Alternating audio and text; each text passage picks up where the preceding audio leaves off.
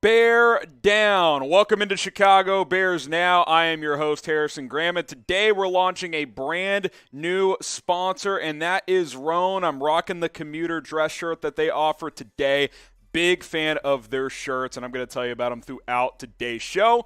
Go to roan.com/chat, get 20% off. Look good like me. Listen, I'm not a dress shirt guy. You guys don't see me rocking full long sleeve button downs. I got the sleeves kind of 3/4 rolled up right now. Very versatile, breathable shirts, but I'm all in on Roan. My dress shirt game has been notched up, and you guys can be too. Go to roan.com/chat. We'll tell you a little bit more about them throughout today's live show. Big fan of their shirts. Trust me, you're going to want to get in on all of the action with Roan. All right, shout out your city.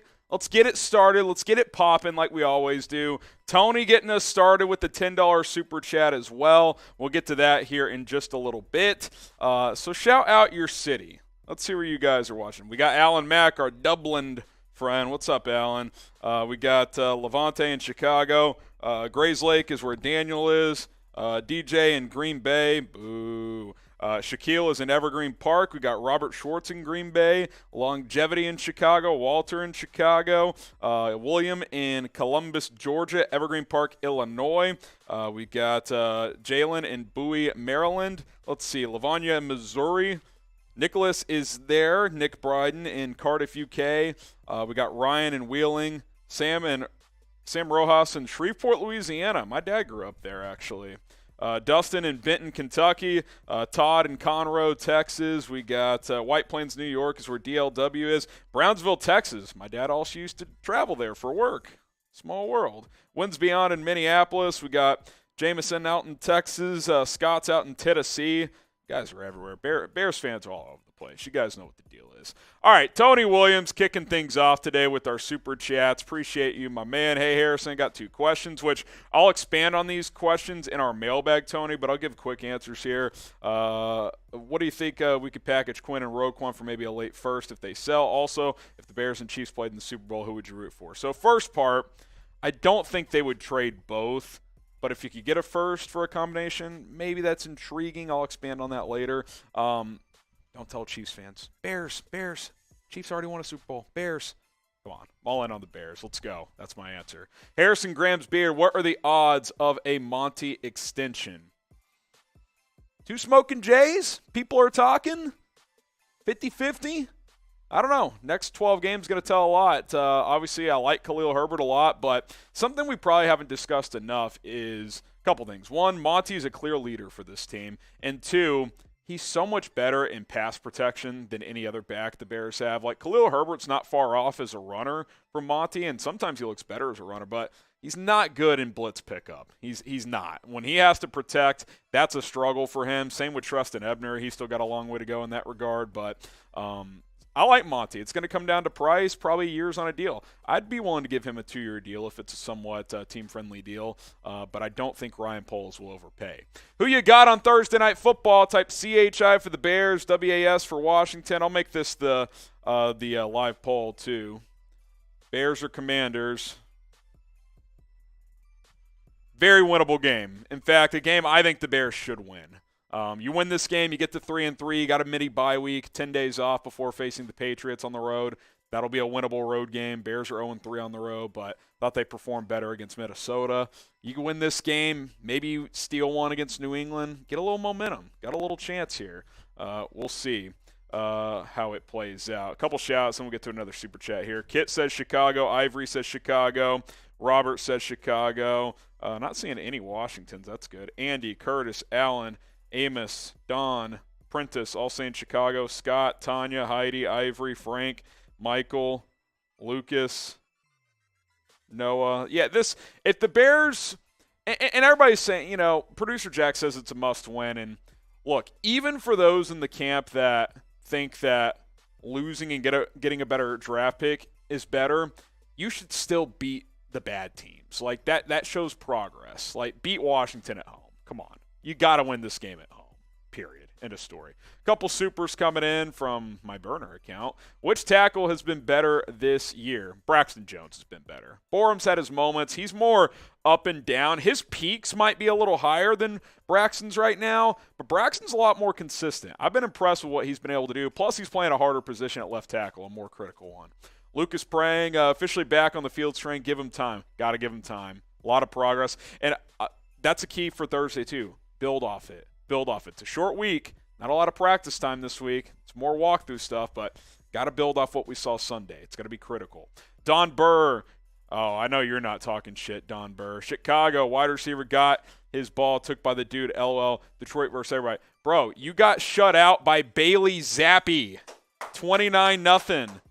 Producer Jack, his second favorite team is the Bears. He's actually a Patriots fan. He's clapping at Bailey Zappi.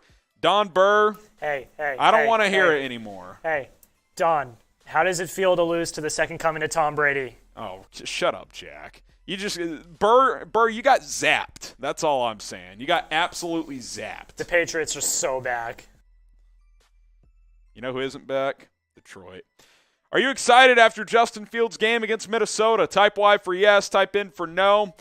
Look, I'm not going to say it's the greatest game ever, but he's pretty damn efficient, pretty damn good. I'm excited. Y for yes and for no. Old Zappy boy. We'll get to that super chat in a second. Wasim says yes. Ivory says yes. Belzer, yes. Walter, yes. Another Josh says yes. Ah. What is that? Oh, geezer, this picture looks like a certain male body part that we're about to go. Corbin, Antonio, Jaron, Allen, Jalen. Appreciate all the yeses. Oh, geezer, with like some sort of structure here. How do we solve the slow start problems? It's a good question. That's a key for Flus this week. I love the aggressiveness this week for Flus in the second half. Got to start faster. Make adjustments quicker. It's key. Got to get off of these games faster. All right, if you think the Bears should trade for a receiver, type me in the comments. I know the Bears aren't in a position to trade a bunch of draft capital, but like you can get a receiver that's got years left on his contract or a guy that you could extend, plenty of cap space for next year, to help Justin Fields. Sunday was a great example that he doesn't have enough help. He played his ass off and his team let him down. Pettis is dropping balls. Smith-Marset is fumbling. Get the guy some help. Jesse says me. Michael says me. Jalen says me. Amos says feed the moon. Yeah, feed Mooney, but need someone else out there you can rely on. I don't know if, could it be Velus Jones or N'Keal Harry? I don't know, but let's see.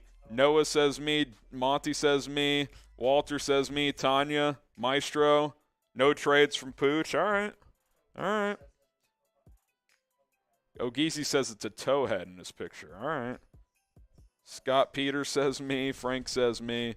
Appreciate all the me's. We'll get to this super chat, and then we'll get going here in a few minutes with the bulk of our show.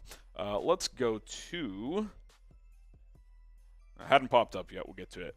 All right, today's motto, or this week's motto, it's F Wentz. Remember when there was rumors that the Bears wanted to trade for Wentz last offseason? Could you imagine if that happened? He's been traded twice since those rumors. Got traded to Indy, got traded to Washington. He's got Ron Rivera calling him out in press conferences saying the reason we're not with the rest of the NFC East with 4 or more wins is quarterback play. F Wentz, he's a fraud. I mean, what do you want to say? F Wentz in the chat. Can't lose to Carson Wentz at home. I won't stand for it. Jesse says F Wentz. We got Peloton, Longevity, David saying F Wentz, J2, John saying F Wentz. Ivory, Robert saying F Wentz. He's washed. Yeah, he stinks. He stinks. Johnny says F Wentz. Harlan says F Wentz. Foxhound, Andy, Lucas, Jalen, F Wentz. He'll put up decent stats, but then he'll just have a disastrous play to cost this team the game. Can't have it. Can't have it. Couple more super chats here. J2, the Osh. J. Theo Osh, something like that. How likely do you think it is that the Bears trade for DJ Moore? How likely? 6969, very nice. I'd say one spoken J. I wouldn't say it's super likely. Is it possible? I could see Carolina selling, so yeah, I do think it's possible. Lucas, do you think N'Keal Harry can come in and be a number 2? That feels ambitious, but can he be better than Dante Pettis? I would hope so. Pettis ain't it. He's had chances. Looked good in the preseason, had a good first game, runs decent routes, but he's not catching the football. Can't have him. Can't have him out there. Sorry for eating your burger. That's not very nice. Heard Musty threatened polls if he got cut. I feel like you just made that up. I haven't seen anything about that.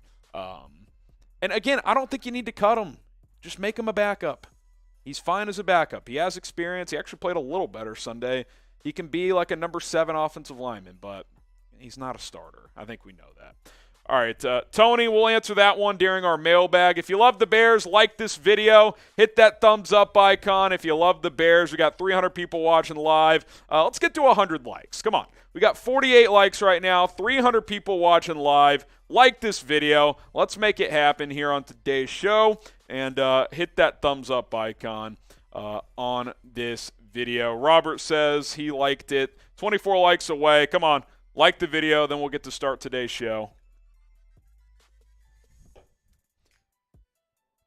Like the video. 4 likes away. There we go. Just crossed 100. Appreciate all the support. Here's what's coming up on Chicago Bears Now. If you guys send any super chats, we'll hit those on our mailbag. The latest Bears news and rumors, a lot of injury updates, injury report, all that stuff coming in. We've got you guys covered. Live Q&A. So use hashtag Bears or super chat to get your questions on the show. If you super chat, you'll get to jump the line. We got a few super chats to hit, so that's going to be your best bet to get on the show. If not, use the hashtag Bears. Wide receiver trade targets. 10 players the Bears could try to trade for before the NFL trade deadline at wide receiver to help Justin Fields. We'll keep an eye on that. And then we'll go live on the Callin app like we always do after our Tuesday stream. By the way, I told you guys we would announce our giveaway winner today. Since Callin got a little wonky after the game, the audio started cutting in and out. We're going to push off the announcement. We're still giving away an FGB shirt, but we'll either announce it Thursday during the game or we will announce it next Tuesday. So stay tuned. We're still giving away a shirt, and we will make that happen. So all that is coming up here on Bears Now. Stick with us here on a Tuesday.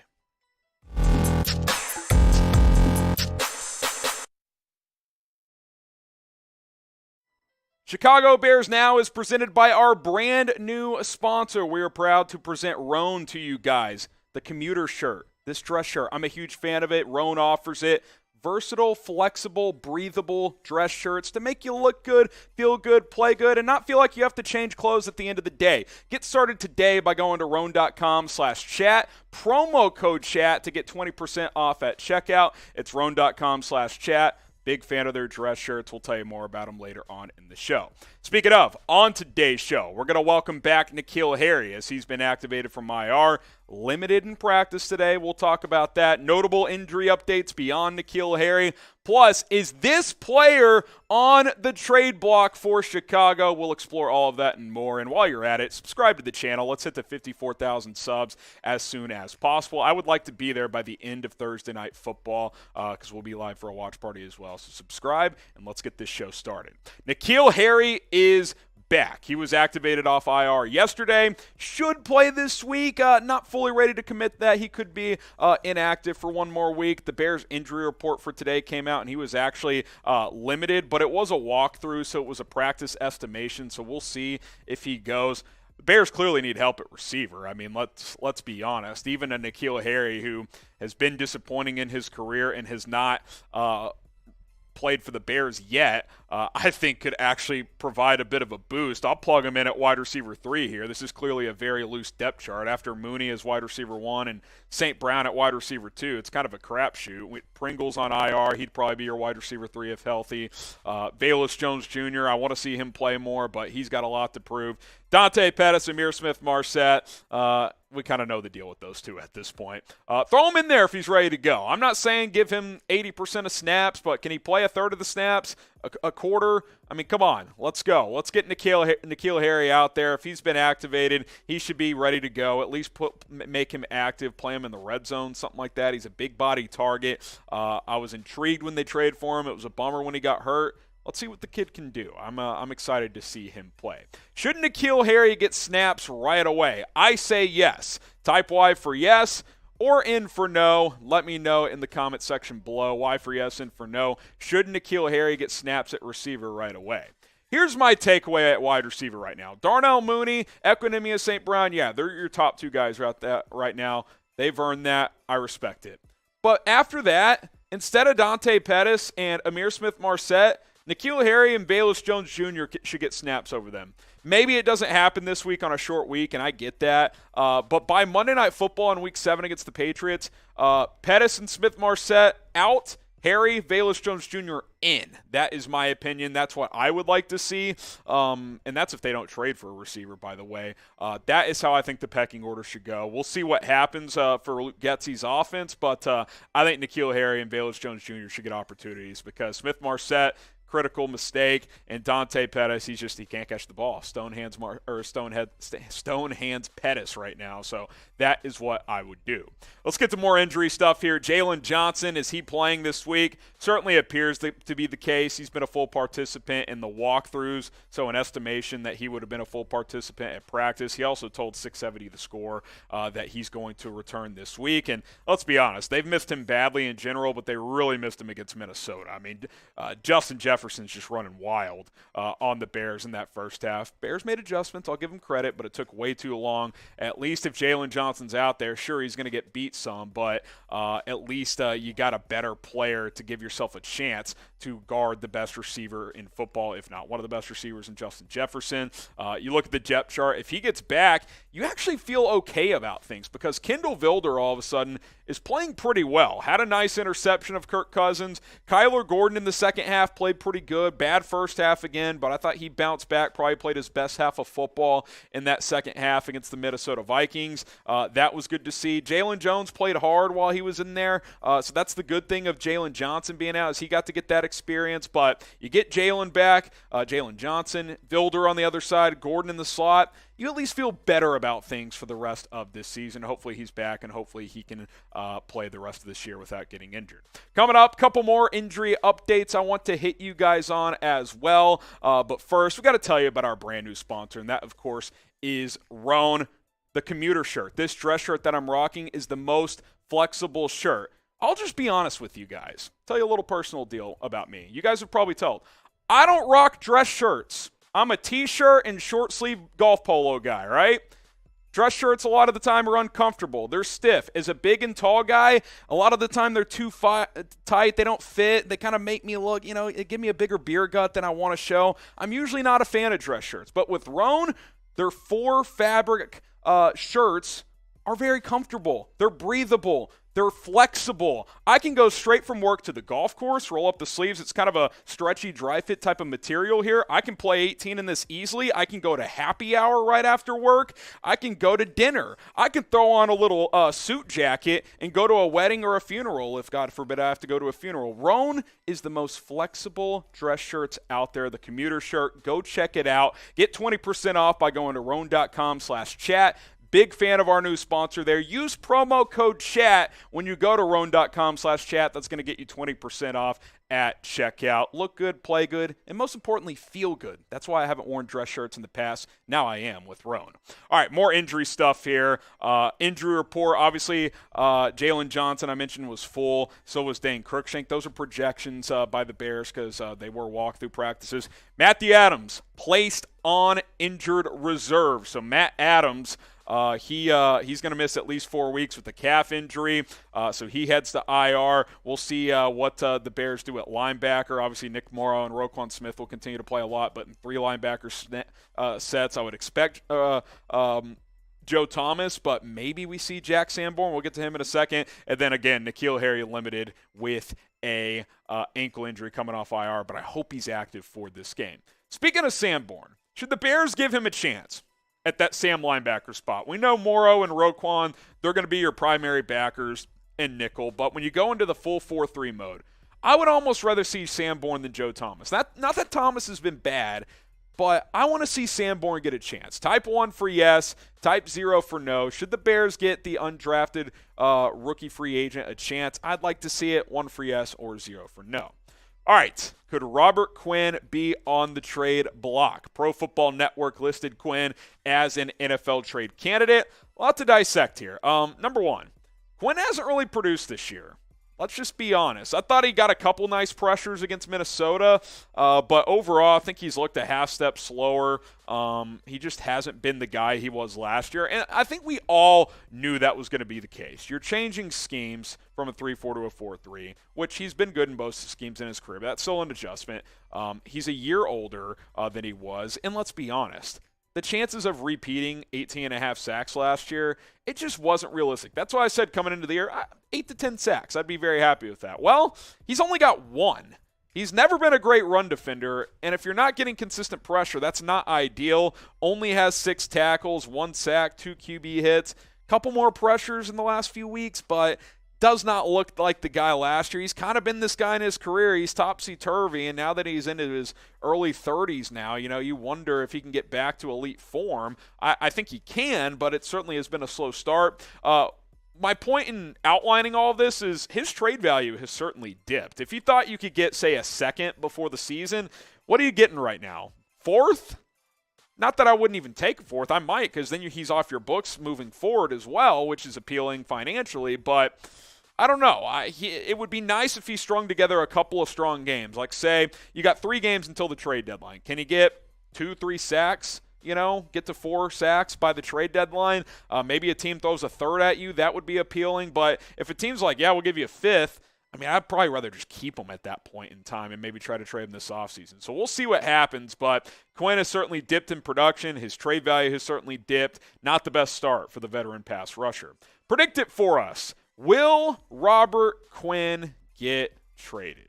Simple question. Type T for trade or type K for keep. Bears end up keeping him. What do you guys think is going to happen? T for trade, K for keep. If I had to lean right now, I'd probably say K for keep. Just because I don't think the trade value is there. And, of course, that was probably the risk of keeping him on into the season is that he doesn't play as well and it hurts his trade value. But, the Bears may not have gotten great offers in the offseason. T for trade, K for keep. Let us know what you guys think.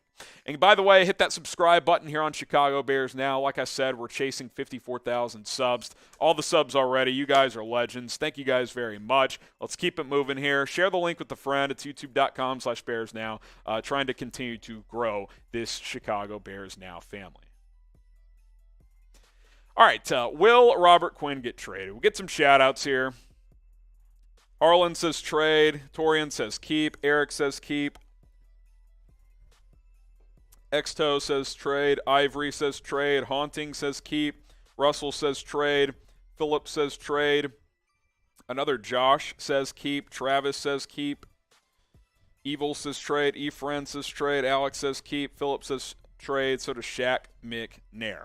All right, it is mailbag time, and we got a lot of super chats to get to. We're going to re-hit some of them because I thought they were good questions for the mailbag. So if you want to be a part of the mailbag, Super Chat's going to be your best bet today. A lot of Super Chats to get through, but hashtag Bears, we'll get to some of those questions as well. But Super Chats, they get the priority because you guys are kind enough to donate to the program, which, as we've explained before, allows us to do more shows, allows us to buy more equipment. We expanded in with 4 new studios before this football season. Every dollar counts. We're in one of the new studios right now, actually. I'm very comfortable here in Studio D. Hey, appreciate all the support, all the love, all the Super Chats. They really go a long way. So, hashtag Bears or Super Chat, and hey, get those questions in to drown out the sex bots here on Chicago Bears Now. Bear down. What's going on, Bears fans? Harrison Graham here by Chat Sports. Let's get into a mailbag. Bears Now by Chat Sports. All over the place here. Hashtag Bears, Super Chat. We'll answer as many as we can. Let's go to Tony Williams. Hey, Harrison, I have 2 questions for you.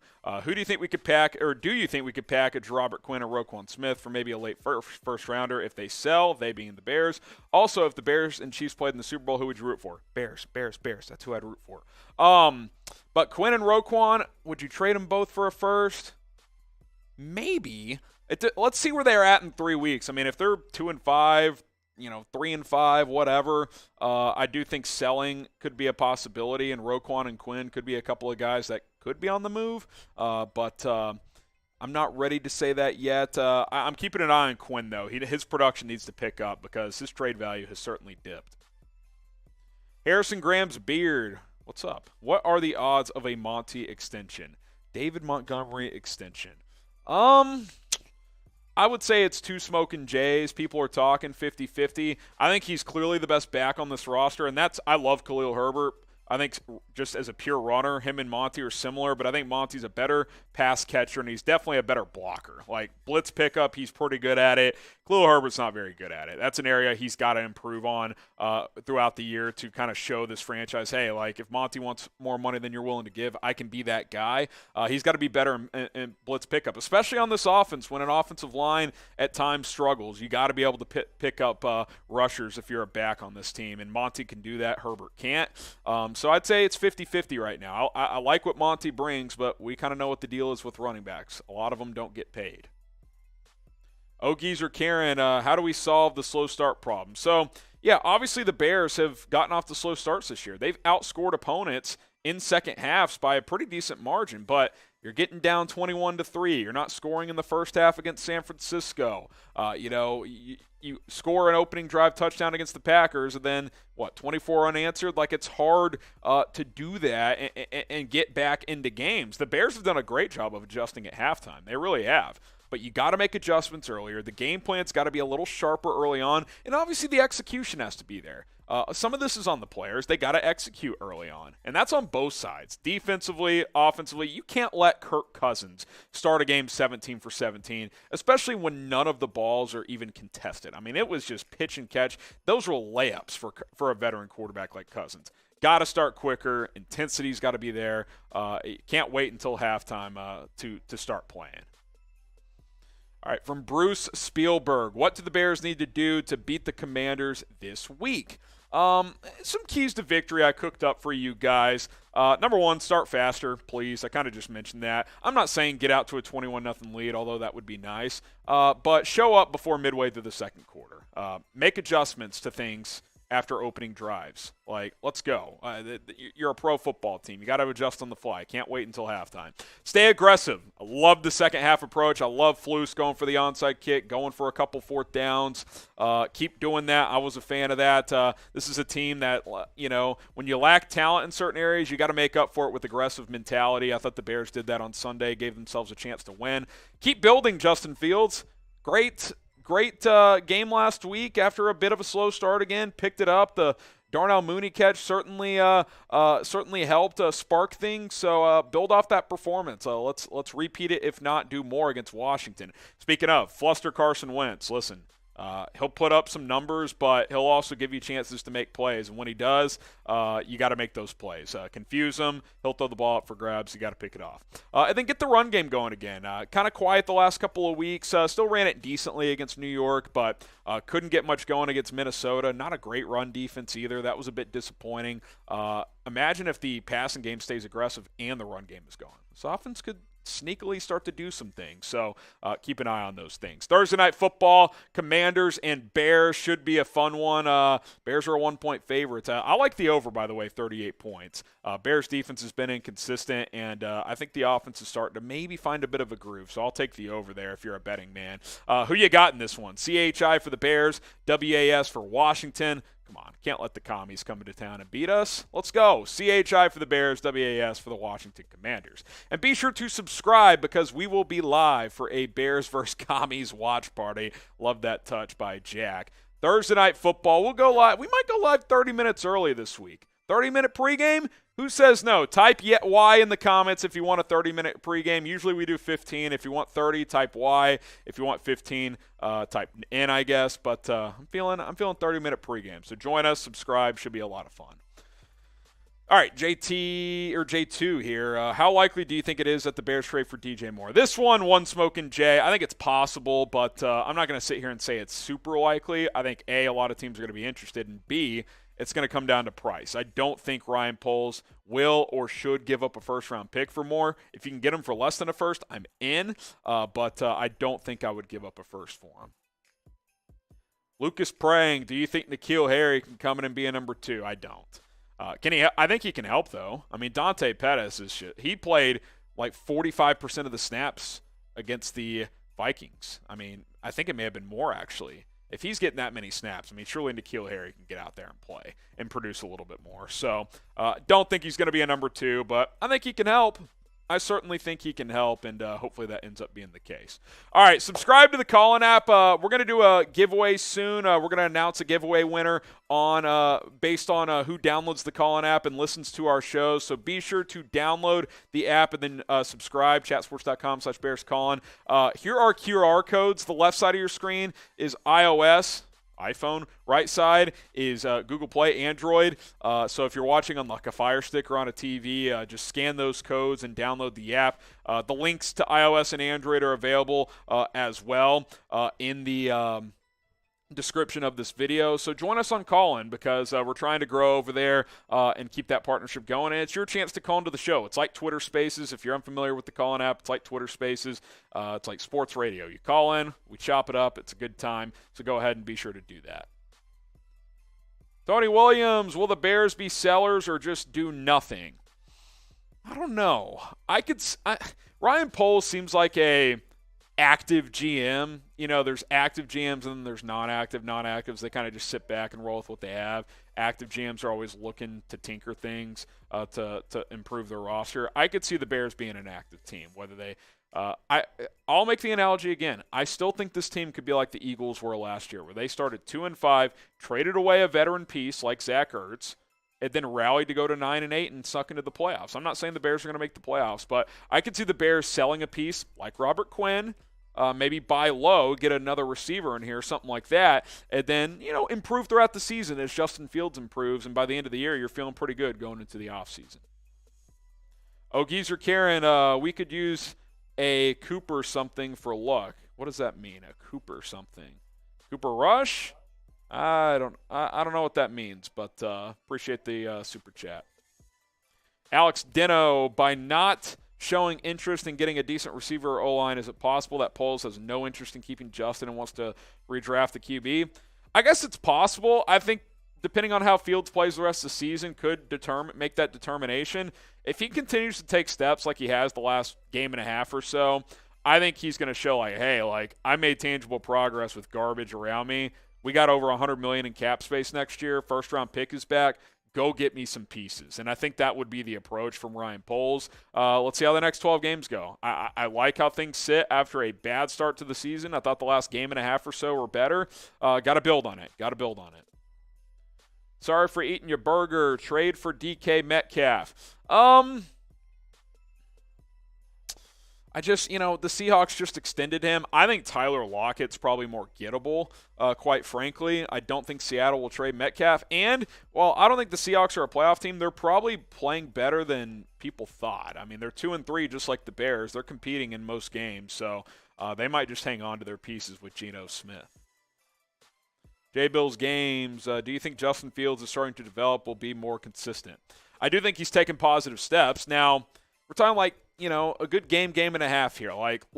Repeat it against Washington. Go put your best effort forward against a team that's not that good. Then you can be feeling really good. Bears win, get to 3-3. You got the mini bye week. Fields is feeling himself a bit. Then you go on the road to face New England on Monday Night Football a week from next Monday. That's an opportunity. So I think he'll play a little bit better. If he says he's as comfortable as he's felt in this offense, that's a good thing. Got to go produce again on Thursday night. Let's go. Got to beat the Commanders. This week's motto, F Wentz. F Wentz. Remember the Bears were rumored to almost trading for Carson Wentz last offseason? That would have been a disaster. So would have trading for Russell Wilson. That would have been a disaster as well. Thank God that didn't happen. Type F Wentz in the chat. Even the non-Justin Fields believers got to be thinking, thank goodness this team didn't end up with one of those two guys, especially Carson Wentz. F Wentz in the chat. That is the motto this week. Josh says, do you believe EQ will be here next year? I'd like to bring him back. Now, I don't think he should be your number 2. Ideally, he's like your number 4 next year. Here's the ideal scenario for Chicago. And this is real. Darnell Mooney's your number 2 receiver. You find an alpha male in the draft, in free agency, or on the trade market. Not sure who that is yet, but that should be the goal. If it's co-1A, 1B with Mooney and another guy, that's fine. But you don't even have a guy that can sniff being a co-number 1 right now. You got to find that guy. So those are your top 2 guys. hopefully Velus Jones is kind of your slot, do-it-all number 3 type. I know he's not just a pure receiver, but hopefully that's the case. And then EQ can be your number 4. Bring him back on a cheap one-year deal. Maybe you bring a guy like N'Keal Harry back to be like your number 5, and then you roll. Something like that. But you got to get that other big-time receiver next to Mooney. That's the step. EQ's your number 2 right now. He should be a 4. A good 4. He's playing well, but not a number 2. I'd like to bring him back, though, and I think he'll still be pretty cheap. Masso's in zone to Harrison. Do you think Fields can win an MVP in his career if he is the franchise QB? Sure, it's possible. I mean, he's got the talent to do it. Now, we're so far away from something like that. I can see Larry Lapper now just, spiking his phone if he's watching this. Like, oh, you're saying he's MVP. I'm not saying that. I'm saying he's got the raw talent. He's got a cannon of an arm. He runs a 4.4. We saw him running around against the Vikings. That 52-yard touchdown was special. I know it got called back. That was a special, special run. Not many dudes are doing that. Lamar, maybe Hurts. That's it, though. Fields is faster than Hurts, by the way. If you get the pieces around him, if he continues to develop, it's not completely impossible. Now, are we even close to that? Absolutely not. Let's put 2 good games together before we're talking about an MVP, all right? But I hear what you're saying. If he shows he's the franchise guy, sky's the limit. Alex Hernandez, I think Ridley is the key to next year.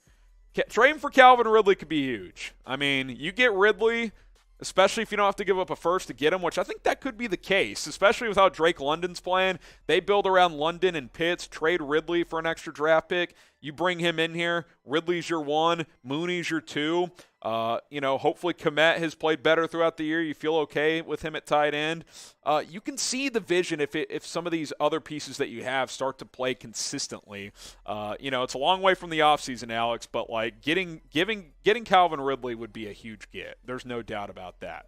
Hit that subscribe button here on Chicago Bears Now. Like I said, we'll have a Bears Commanders Thursday Night Football watch party, so join us for that. I'm thinking 30-minute pregame. Remember, let us know if you want a 30-minute pregame down in the comments. I'm Harrison Graham. We'll see you for Thursday Night Football.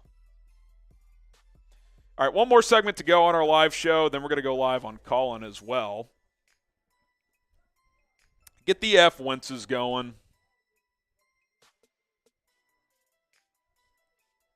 We'll count these, by the way, for the tally, since it ended.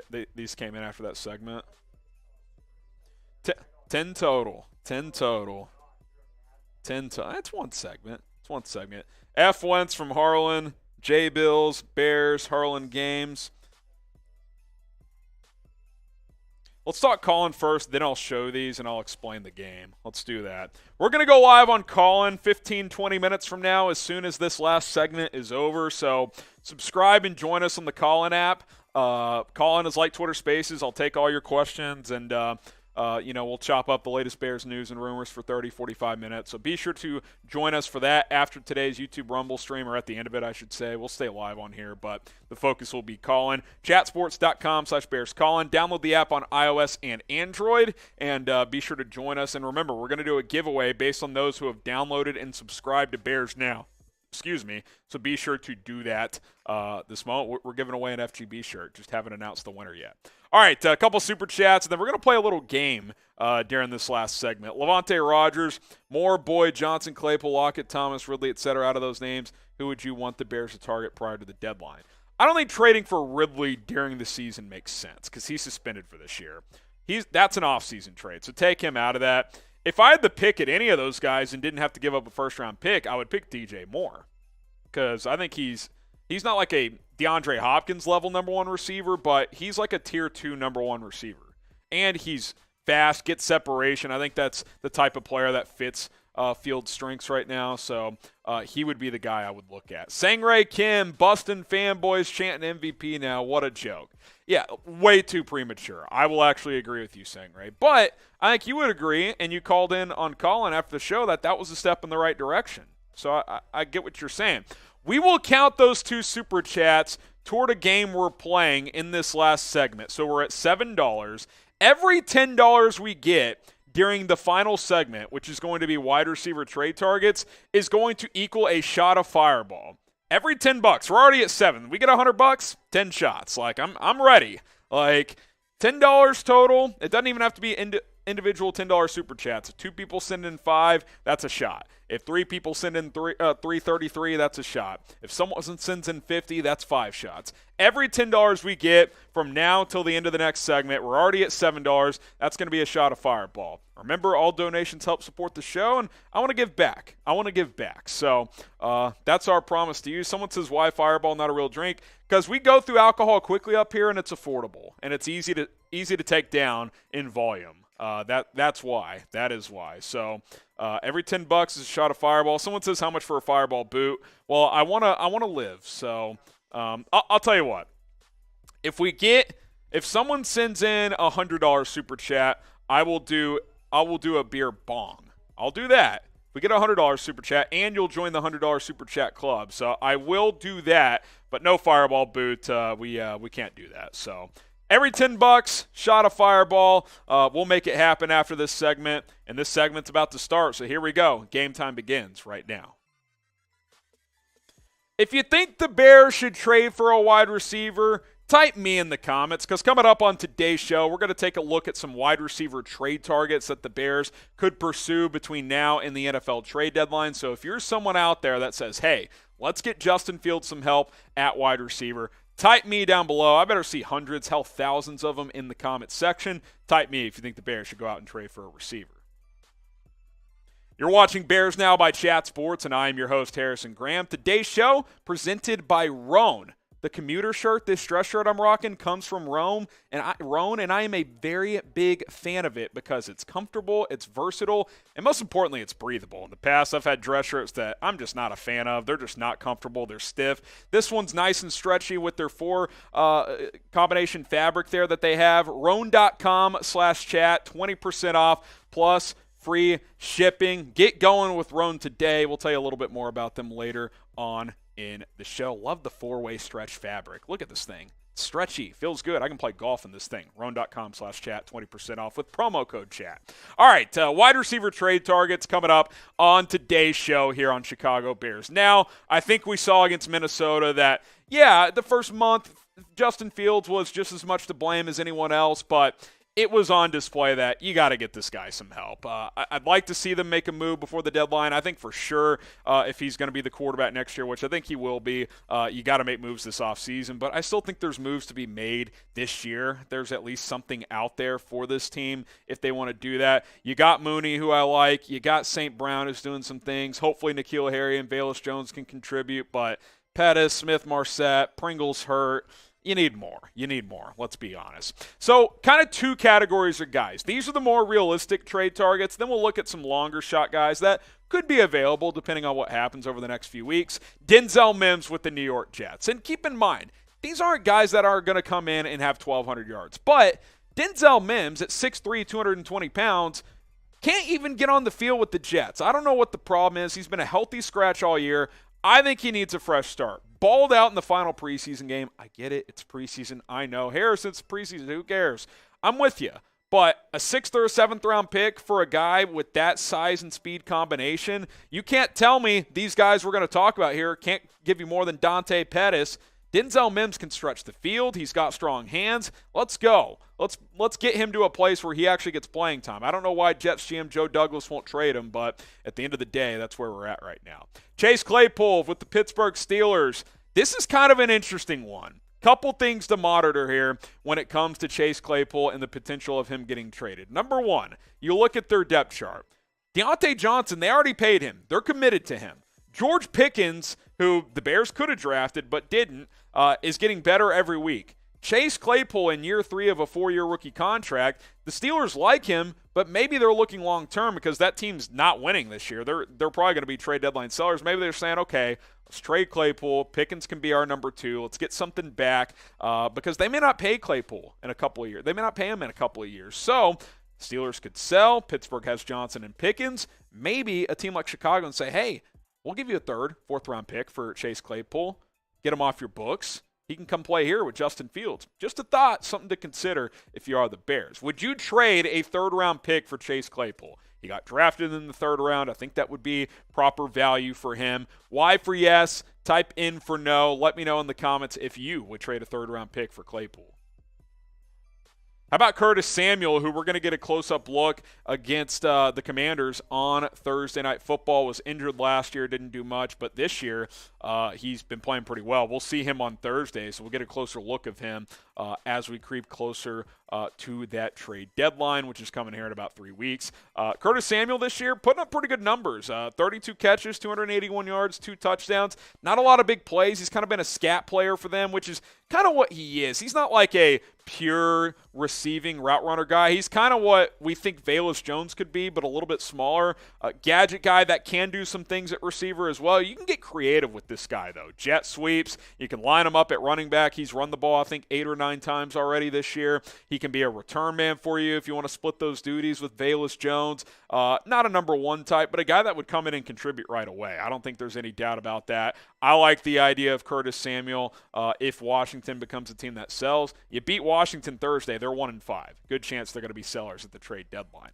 Bears Now is presented by Roan. I've never been into dress shirts. You guys know me. I'm rocking T-shirts, the FGB shirt that we got, occasionally a golf polo. You never see me in dress shirts like this. But with Roan, you know why I'm back in the dress shirt game? Because this is a breathable, flexible, versatile shirt. I actually feel good, like we're looking good, because I've always been conflicted in the past because I'm like, Harrison, rocking T-shirts all the time. Yeah, you're comfortable, but you don't look great. I've always chosen comfort over how I look. Now I can do both. These are stretchy with their fabric that they have. You can rock these at work. You can you can wear it at happy hour. Like a lot of time I get up and go to work. If I'm wearing one of my old dress shirts that's kind of stiff, not that comfortable, when I get off, I want to change shirts right away and go to the bar and watch the football game or whatever's on. But now I'll just wear this straight to the bar. It saves me a stop, saves me gas money, so I don't have to go home. Get going with Roan today. Very comfortable shirts. You can golf in these. Seriously, roll up the sleeves like I have. They're comfortable. They're breathable. Roan.com/chat. Promo code chat going to get you 20% off. And here's a little benefit of these dress shirts as well. Another reason I haven't liked dress shirts in the past, but now I do with Roan. These are machine washable. Washed it the other day. You air dry them. Don't throw them in your dryer. Machine washable. Air dry them. Perfectly good as new, wrinkle-free. We're ready to go. Roan.com/chat, 20% off with promo code chat. All right, Robbie Anderson. That's another name. And again, this first grouping I think are players that could be more attainable than this next grouping. Jay Glazer of Fox Sports tweeted this out on Monday. We talked about this when we talked about DJ Moore, who's probably more of a long shot teaser. We'll hit him in a bit. He says teams will be calling the Panthers trying to trade some of their players as they help Carolina will look to stockpile picks as they rebuild. That, of course, after Carolina fired Matt Rule. That team may go into full fire sale mode. They might be willing to trade guys for 75, 80 cents on the dollar just to get more draft picks for the new regime that they'll be shifting toward this offseason. Robbie Anderson for like a 5th. He's like a number 2 caliber receiver. He's not great. He's a 2 at worst, 3 at worst, 2 at best. Not bad. It's better than what you got after Darnell Mooney. KJ Hamler, who's kind of been a bit of a disappointment, but when I've watched Denver this year, he's actually been one of the guys who's been getting open. And let's be honest, my man is pissed. Did you watch Thursday Night Football last week? If Bears Commanders is worse than Broncos Colts, then we got a problem. KJ Hamler on the last play of the game when the Broncos went for the win was wide open. He spiked his helmet. He was screaming. He was pissed. Maybe he wants a fresh start because it's been so frustrating for him with some injuries and now Russell Wilson not getting him the ball. Come to Chicago. Big Ten guy, played against Justin Fields in the Big Ten. You never know. Could see it being a potential fit for KJ Hamler. Don't miss out. Subscribe to the channel. If they make a move, we're going to have you covered here on Bears Now. If they trade for a receiver, we'll probably be live. At worst, we'll have a video for you guys. YouTube.com/Bears Now. Join the movement and hit that sub button today.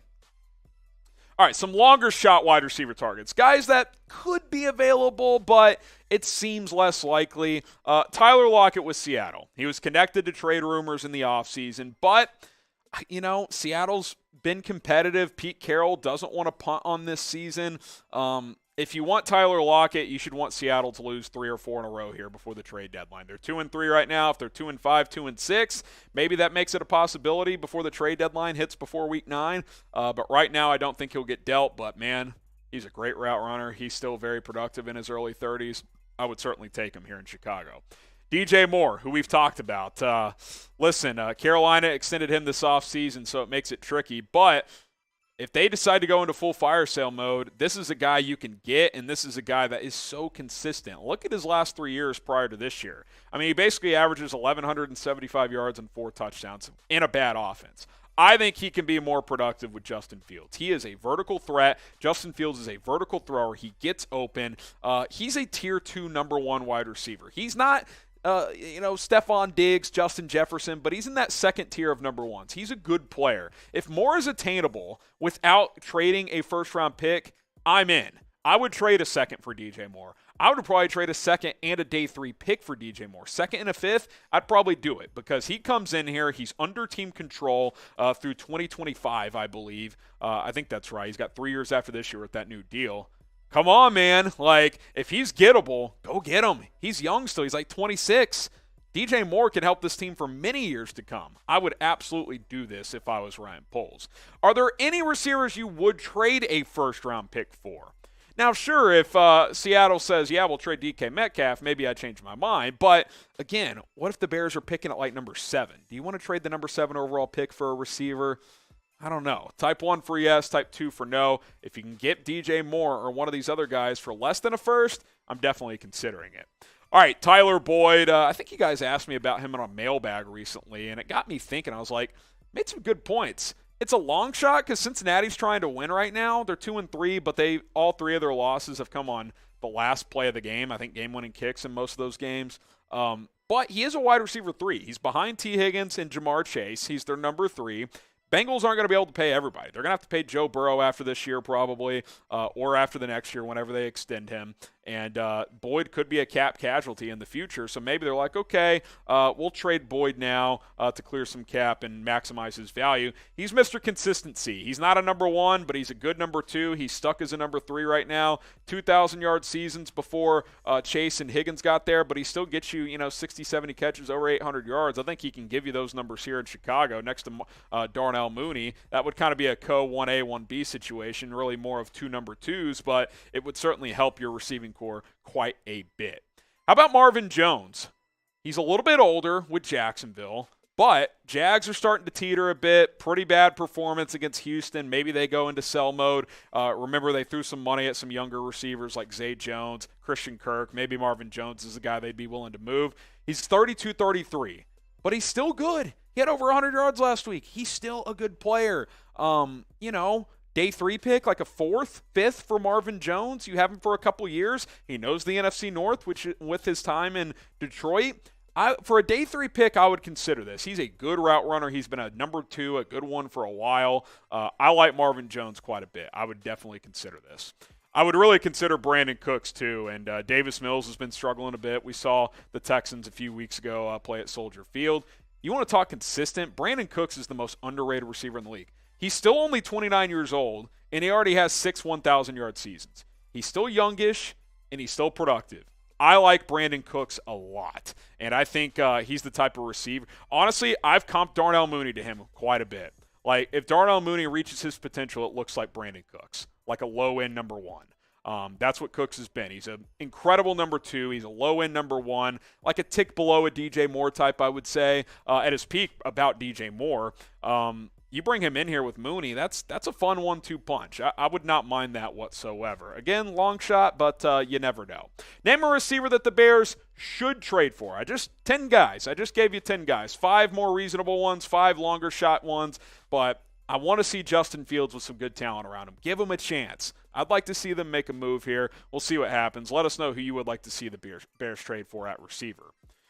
And subscribe because, again, if the Bears do make a trade at wide receiver, we're going to have you covered here on Chicago Bears Now. So hit that sub button and let us know who you want the Bears to trade for before the deadline. All right, name a receiver the Bears should trade for. And then where are we at in supers? You know how many we got? Scrolling back, we were at 7.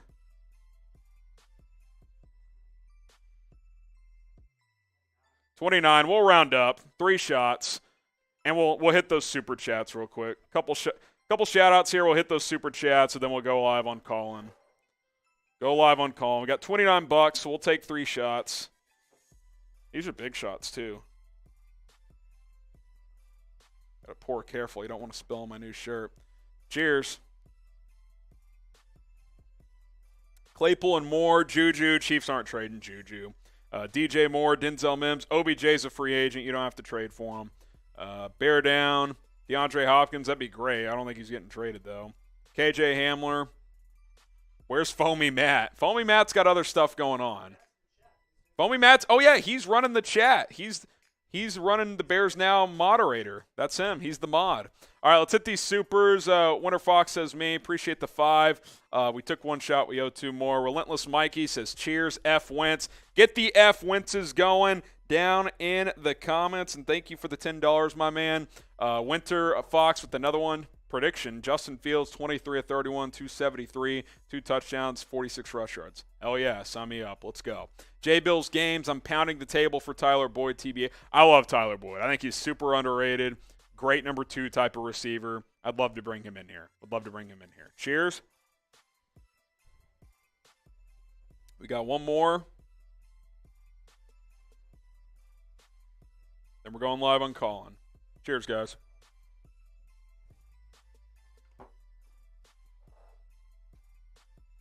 Ooh, those bigger shots get you a little bit. All right, we're going live on the Callin app. Let me get it started here. Going live on the Callin app. It's Twitter Spaces, but cooler. That's the best comp I can give. My best draft comp, if you will. Gonna go live here momentarily, so let's make it happen. Here we go. Starting the room. Looks like I'm live here.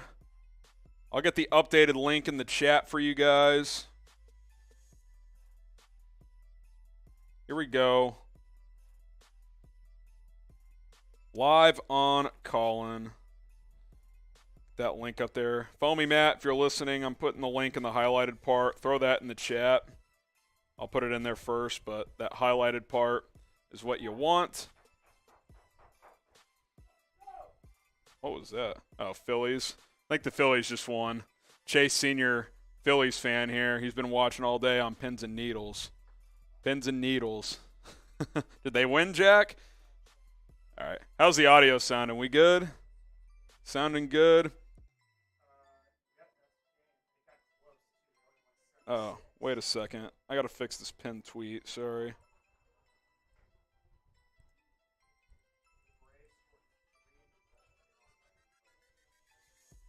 New link there, Foamy Matt. Live on the Callin app, answering all your questions. What was the score? 7-6? They won, though? Oh, Chase was shitting it. Gave up 3 in the 9th. Wow. All right. Let's get going. And if you guys super chat, I'll tell you what. We're $26 away from 100. If you guys get to 100, I will use this new beer gun that we have. Actually, I shouldn't do that with this shirt.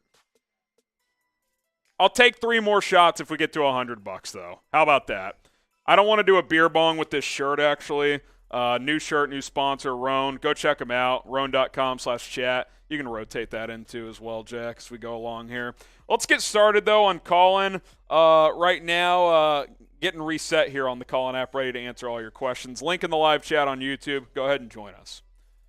All right, welcome into Bears Now on Callin. I am your host, Harrison Graham. If you're on YouTube or Rumble, go subscribe, chatsports.com/BearsCallin. We're going to be doing an FGB shirt giveaway very soon. Got to download the app and subscribe to Bears Now to be eligible. All right, Nicholas Guzman is going to lead us off here. What's up, Nicholas? What do you got for me?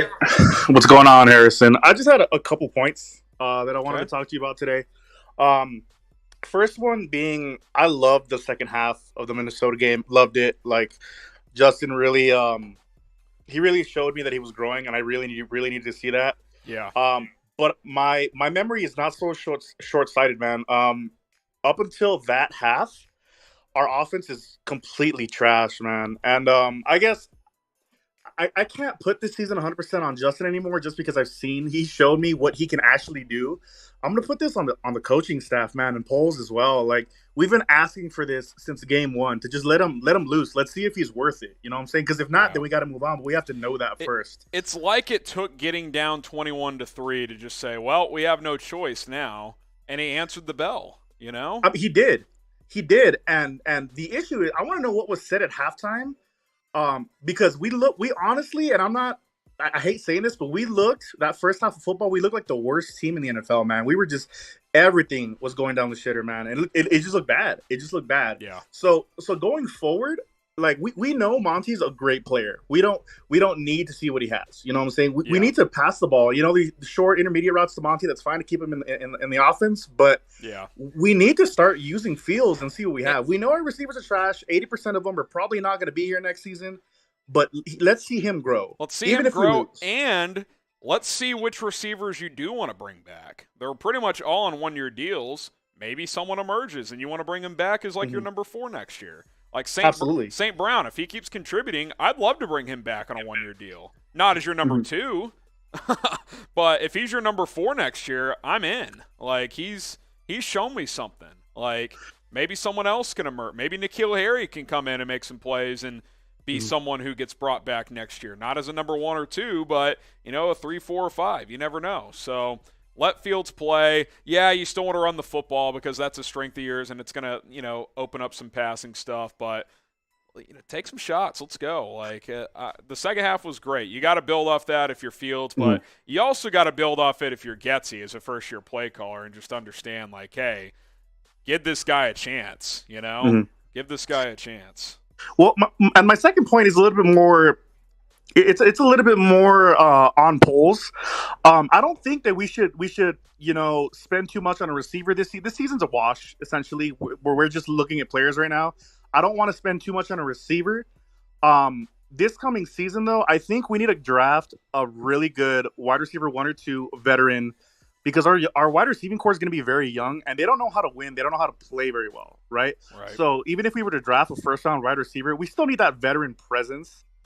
In the locker room. You see what I'm saying? That's why I'd like a guy like Tyler Boyd or Brandin Cooks, like these guys that have been around. Sure, maybe they're not true number 1s anymore, but they're guys that have played for a lot of organizations. They've played well, and veteran leader type. Like, no, yeah. And I'm not saying don't get a wide receiver. I'm just saying don't mortgage the farm to get one. You know what I'm saying? No, but like, if you could get Brandin Cooks for a 3rd, I'd do it, you know? Like yeah, that? absolutely. Yeah.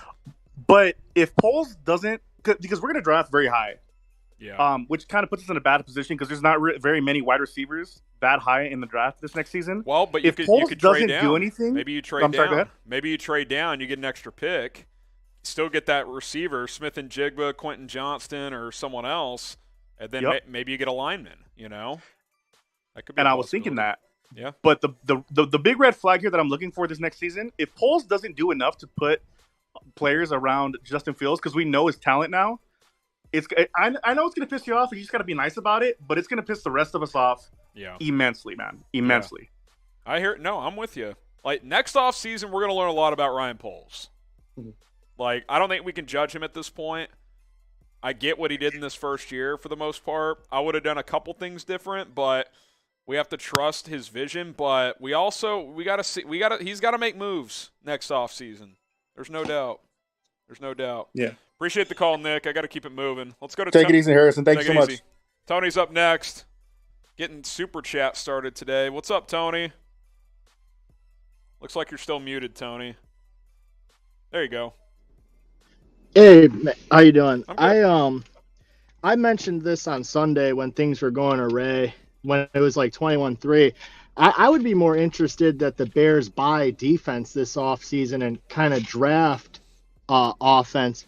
Now, I had a couple, like, when I threw out that trade, you know, if they're going to get rid of Roquan anyway, or I doubt they will, they'll probably tag and trade if anything. But Quinn's, you know, he's up there in age and his production's down. So if you were going to get rid of them, I would like to see the Bears like load up on draft picks, because that gives you a ton of leverage. You know, like the Chiefs did it last year when they traded Tyreek Hill. I mean, like, I didn't really think that was a great trade, because like they got the 29th pick, I think was the highest pick, but they got a ton of other picks, and then you can use those for leverage. Yeah. And trade down, trade for like AJ thing. Like, we saw what Poles did with limited picks last year. He kept wheeling and dealing on day 3 and ended up with 11 picks. So if you have more to start out with, it just gives you more flexibility during the draft. Yeah, and you still have that high first round pick. Yeah, now probably. You have that first round pick. Yeah. Exactly. So I think if they could get a first rounder for Roquan and Quinn, I would do it for sure. Yeah, I mean, look, if there's a team out there that would take them both on for a first, I gotta think that list would be small. But if there's a team out there, I mean, it's something you'd have to consider for sure. I mean, you couldn't just dismiss that. If you don't think? Do you think Kansas City would be interested? And they need help on I just defense. don't know if they can absorb the amount of cap that takes in. Like they'd maybe have to trade or cut another player to absorb them. But yeah, I mean, I think they could be interested in one of those guys. Quinn, more specifically. They'd probably be interested in Quinn. Yeah, I don't think they're going to trade for Roquan. Yeah. They've got 2 pretty good backers. Yeah, you wouldn't get like a. Yeah, I mean, it really sucks when the Bears signed Larry Ogunjobi. That really hurt the defense when he didn't, show up or whatever happened. That was a setback. So. I mean, that was a player that Ryan Poles identified as his first big free agent signing, and it didn't work out. So that definitely hurt things. Marcus Davenport's available next season. I think they should get Davenport, from the Saints. Marcus Davenport, I could see 26 Quinn years getting old. cut or traded either at the deadline. He won't get cut during the season, but traded at the deadline, trade in the offseason, or cut, depending on how he plays. Go get a younger pass rusher. That's why I would not dismiss them spending a high pick on a pass rusher either. Like, I'm not saying this is going to happen, but let's say this season just tanks and they have a top 3 pick and Will Anderson's there. They might draft him. Will Anderson's going top 5 probably. That's what I'm saying. I mean, if he's top there, 3. But I'm saying if they're there and he's there, you're going to need an edge. Well, that's why I would like the Bears, if they're going to go that route, like I want them to have at least 2 first-round picks because we need help offensively. I mean, we need an offensive line. He's kind of the one exception for me. Like, if he's there, you at least have to think about it. If not, you go offense. I think that's kind of where you're at. But all right, Tony, I think that's a lot of good points. Help, well, I'm hoping. I think you're right, but if Gordon keeps playing better, I like how Vilder's playing. You get Johnson back. Maybe by the end of the season, we're looking at corner, and we're like, we're actually okay there. Jalen Jones has experience now. He can be a CB4. It may not be as bad as it looked like. If these guys with reps get better and better throughout the year, I'm gonna. Gordon gets burnt too many times. He does, but we're 5 games into this. He misses a lot of tackles. I'll say this: the points you just said are absolutely true, but I thought his second half against Minnesota was the best half of football he's played. So I think that's a positive step. He's got to play better, but it might have been, but the first half was that bad that we lost the game because he was horrible. The first half lost us that game. You can't do that. You can't fall behind. I'll say some of that's on Allen Williams. Like if you see your rookie corner getting cooked by Justin Jefferson every snap, you got to double the guy. I was surprised they didn't start doubling him until basically the second half. I think that was a mistake. It's a young team. We'll get better. Thank you, Harrison. No, let's go to Robert. Appreciate the call from Tony there. We got Robert next up. Hey, Harrison, how you doing? Doing good. Hey, listen, I kind of agree with what the previous caller said. Draft some wide receivers and bring in an offensive line. Maybe to help Justin Fields get more comfortable in that pocket. But I would also not rule out the fact of maybe going after Sammy Watkins or DJ Moore. I don't want Sammy Watkins. He's hurt all the time. But DJ Moore. Okay, well. DJ Moore. Maybe a DJ Moore or a Tyler Boyd then. Yeah, sure. Yeah. Because, like you said, if the Panthers are going into a fire sale mode, we can probably get DJ Moore for cheap. I don't know about cheap. I mean, I think, or maybe a third round pick. I think they'll want at least a second. Personally, if you can get him for a third, okay, a second's worth it now. then. Yeah. I would for do a DJ second. Moore, I would believe do a second would be worth it. I would do a second because he's got 3 more years on his contract. He's young, so you can almost look at that as a draft investment because he's not an aging player. Very true. And you're still keeping your first round pick. Maybe you get your second round exactly. pick back if you trade Roquan or someone else. So, And then like you said, if N'Keal Harry comes in and is a big factor and can show that he can be a number 3, number 4 receiver, maybe a number 2, then maybe we can bring back some of the receivers we have. Yeah, that helps. I don't think he'll be a 2, but if he could be a 3 or 4, that's still valuable. You still got to fill out. Yeah, that's still valuable. Yeah, freaking Dante Pettis is playing like getting snaps of a number 3 right now. I like the nickname you give him, Stonehands Pettis. Stonehands Pettis. He can't catch. I mean, it's a joke. Yeah. So. But you know what? It really hurt us when Byron Pringle went down. Yeah, he was supposed to be kind of that safety valve. He was supposed to be that Darnell Mooney, number 1, number 2 receiver, Yeah, I don't think he was going to be that, but he was supposed to be like a quality slot receiver. And well, he would have been, he would have been a lot more if he was healthy. Yeah, he could have been a number 2. Yeah. And that would have been and Mooney's been showing out lately, so he's starting to play better, which is good. So he's starting to be the Darnell Mooney we know. Exactly. So all right, thanks, Robert. We're gonna go from one Robert to another Robert. We got Robert Schwartz here coming up next. What's up, Robert? What's going on, Harris? Hey, I got a good scenario. All right. Go get DJ Moore. Give up a second round. Okay. Pay him.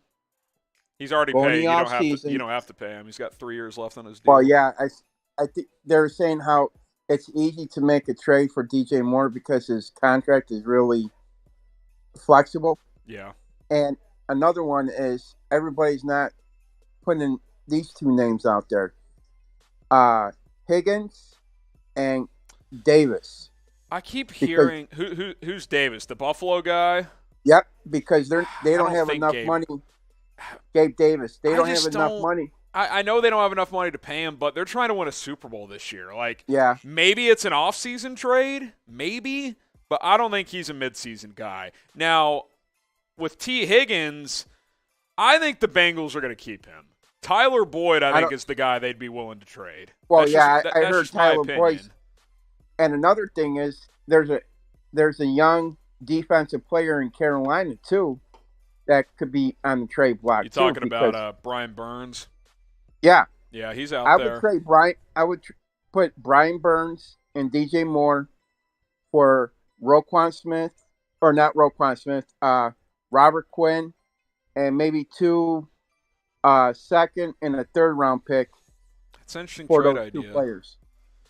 I'd have to think about that more. Brian Burns is a really good young pass rusher. They'd probably want to first in that deal. I'll throw. Who I'll throw in? I'll throw in Robert Quinn and Roquan Smith and a draft pick. That's interesting. A second round. That's an interesting trade idea. Because you're getting a young defense, because you need defensive help. Yeah. And then you got your first pick in the draft, so you could go get your defensive player or an offensive player, and then go back in the third round, get a wide receiver, or tight end, or whoever else is out there. Yeah. See, the interesting idea. Bears are really in a good place because the trade deadline's a month away, and time, if you could get DJ Moore on the cheap, this kid's a young kid, and develop him with Justin Fields, you got something cooking there. Yeah. I'm with you. You get DJ Moore in here, it changes a lot of things. Oh, yeah. Then we won't be hearing this, is Justin Fields the quarterback of Chicago, or can he make a deep throw, or Justin Fields is garbage and, trade him. No, you don't trade him. You work with them and you surround. I agree with what you said. I think Chicago is like Philly with Jalen Hurts. Yeah. I like Jalen Hurts, and I wanted the Bears to draft him way before when we had the dumb regime, Matt Nagy and Ryan Pace. Thanks, because Nagy. you you could have got him in the same round as Philly. Mm-hmm. He fall in your lap. You pick him up, develop him, and look what he's doing now. And the beauty of that analogy is Fields has more raw talent than Hurts. So if you get the pieces around him, he's a much more natural thrower. He's got more pure speed. Now maybe Hurts is a slightly better scrambler right now, but Fields, he's showing us he can do that. I don't think there's any doubt about that. So. Yep. Because what I seen in that Minnesota game, he put a show on for everybody. Okay, I'm down 21-3. I'll bring us back. You're dang right. That Mooney catch kind of sparked that offense. Like, okay, we got something cooking. But when we play Minnesota, David Montgomery that's when he rushes for 100 yards and 2 touchdowns because Minnesota cannot stop him. Yeah. And even Montgomery said in his press conference, I got to work on myself. Yeah. I could have run the ball way better. Yeah. He was good in the receiving game, though. Had some nice catches. Oh, yeah. All right, Robert. Got to keep it moving. Good call, though, my friend. Yep. We'll talk soon. FGB. Let's FGB. go. FGB. We got Corey Huff next up. What's up, Corey? Well, after watching the replay of the game, I'm really looking at that offensive line. Yeah. That center gotta go. He stinks. And I mean off the team. I was looking for a trade partner. I mean, I don't think anyone's trading for Sam Mustipher, but yeah, you could bench him or cut him. I think somebody would give a lead a fit. You're more optimistic than I am. But I get your point. Like, and the reason I'm saying a lead a fit is because of its age. Yeah, I mean, look, regardless of if a team would trade for him, he needs to be benched. Play Lucas Patrick at center, put Schofield at left guard or Jatiri Carter, whoever, I don't even care, and go with that lineup. See, that's where I'm wondering where we would go, because I'm not sure who to put in there. Look, Schofield has over 50 starts in his career. He can play left guard.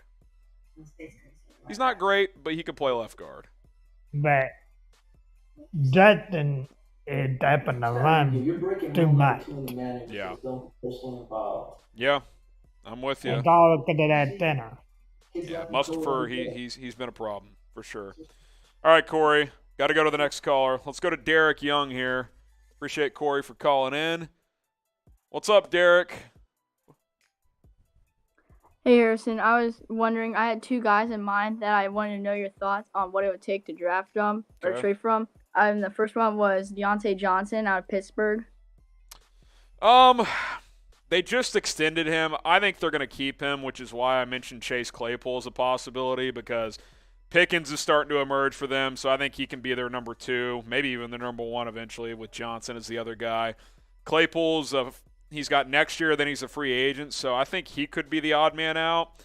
I don't think they're going to trade Deontay Johnson. Maybe I'm wrong, but I think Claypool is probably the more gettable player. Yeah.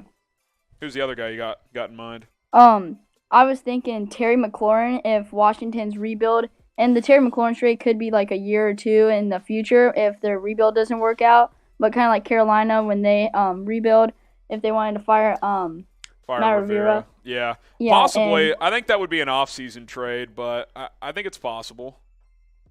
Agree. Yeah. I don't think that would happen before the deadline, though. But, yeah, appreciate the call, Derek. All right, let's go to Shannon, who is next up. Yeah. Hi, are you there? I'm here. What's up?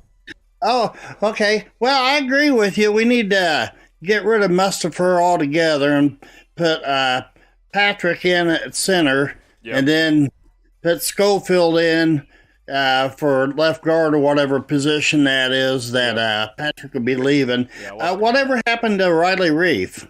He's on the team. He's your swing tackle. He's not a guard, though. He's not going to kick inside. So, I mean, unless you wanted to put Borum at guard and then Reef at right tackle or something like that, you could go that route. But, yeah, he's the swing tackle right now. He's not playing.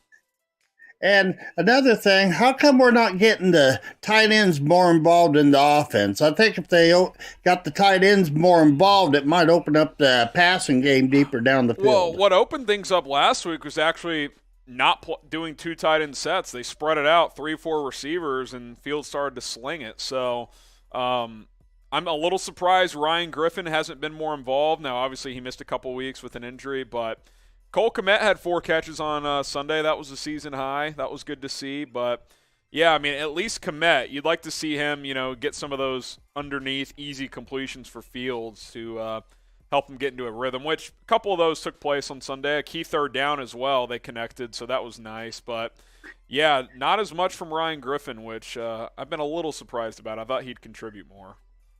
Yeah, well, it's nice to see the offense starting to open up some with Fields. I think they need to just let him go and let him show what he can do. Yeah, let him rise or fall. Let him learn. Yeah, quit holding him back. It's almost like he's a horse. You're riding a horse and you get the horse to full gallop and you're scared you're going to fall off, so you pull back and put him back to a trot. Yeah. Just let him keep going. Take the training wheels off, man. Yeah, exactly. Let's go. Appreciate the call. Let's go to my guy, the Bears fan. It's been a couple weeks. What's up, partner? What do you got? Yeehaw. I don't know, man. Everybody's throwing out some names of people to trade for. Yep. And I've been well, Harrison. How about you? How have you been? Where are my manners? I'm good, man. How you're good, brother. I'm good. I'm happy after the second half, even though they lost. I mean, we've been waiting for that, so I think that was a positive sign. Yeah, I don't. I'm not really even too mad at the receiver, man. I mean, it's practice squad player came up, tried to make a play. It happens. The effort's think? not the problem. It's just the lack of awareness. It's 2-minute drill. You get to the sidelines. You learn that in high school. When you play in the NFL a little bit more, man, you learn that stuff. But 2 things for you. What do you think about putting David Montgomery on the trade block before the trade deadline? Let's all be real here. The franchise tag, if it's going to happen, it's going to go on Roquan Smith if they can't find a deal. I mean, the guy's, I think, second or third in the league in tackles? Yeah. They're not going to let him just walk into free agency. Let's be honest here. They'll either sign him or tag him. Yeah. Yeah, so put Montgomery on the trade market. Get some picks for him, a 3rd round, 2nd round. Get something for him. I mean, he's still 26. He's young, whatever. My other point is, would you rather do that, or would you rather offer David Montgomery to the Commanders for they're not going to give up McLaurin, but would you take Curtis Samuel? I mean, he's balling out this year. Straight up. And I think he'd be a good gadget player. Straight up would be interesting. Would Washington take Monty? I don't know. Antonio Gibson's kind of been inconsistent. I don't know how Brian Robinson fits into their plans, the guy who got shot twice and just came back. I don't know. I mean, that's the thing about, trading these running backs is there's not a lot of teams that are interested in trading for starting caliber running backs. You know what I mean? Because they don't want to give up draft picks for a running back. Now, I mean, if you told me a team would throw a 2nd at Monty, that's pretty tempting. I don't know if that's the case. I think it'd probably be more of a 3rd or 4th. But it's a tricky one, man, because, I like Monty. He's your best back. He actually protects in pass pro. I love Khalil Herbert, but the guy cannot block. Let's just be honest.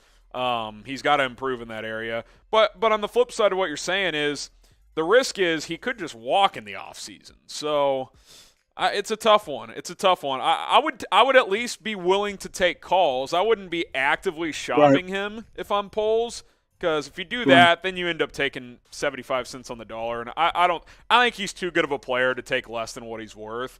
But if a team comes calling, let's say a contender, let me think of a team just off the top of my head. Let's say Saquon went down for the Giants, and they're 5-2, and they're like, "Hey, we'll give you a 2nd, or we'll give you a 2nd if you give us Monty and a 5th, or something like that." I might consider it. I mean, shit. If the Broncos, if Melvin Gordon tears his ACL, they might become calling. Yeah, you know what I mean. If they start winning games, to die in that division, it's gonna be a contending a team that's contending that would want to make that move. That's the type of trade the Rams have made in the past, right? We don't care about picks. We'll throw a 3rd round pick at who was Sony Michel a couple years ago, whoever it was, team like that. Maybe like would San Francisco be that team? I don't know.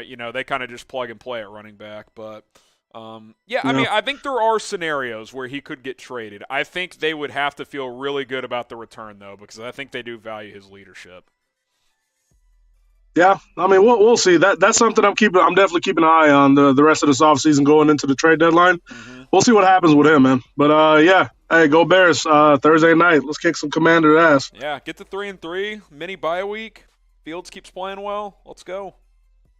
Yes, sir. See ya. All right, there he goes. Let's go to Cornelius.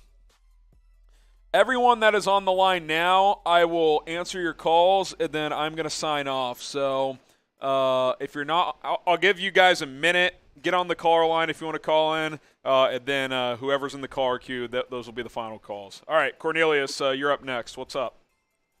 What's up, Harrison? You hear me well? I got you. Yeah, I want to talk about the defense and specifically the pass rush. The pass rush has been horrible so far. Okay. What do you think? Yeah. Yeah, it's at times there's been decent. I'll say this: I've been pretty pleased with Justin Jones. I think he's actually playing pretty well. Yeah, Justin Jones. Yeah, I like Justin Jones, but Robert Quinn and Muhammad. They haven't been good. Muhammad stinks. They need to play Gibson over him. Gibson and I think Dominique Robinson. Even Doro, yeah, get Doro some run.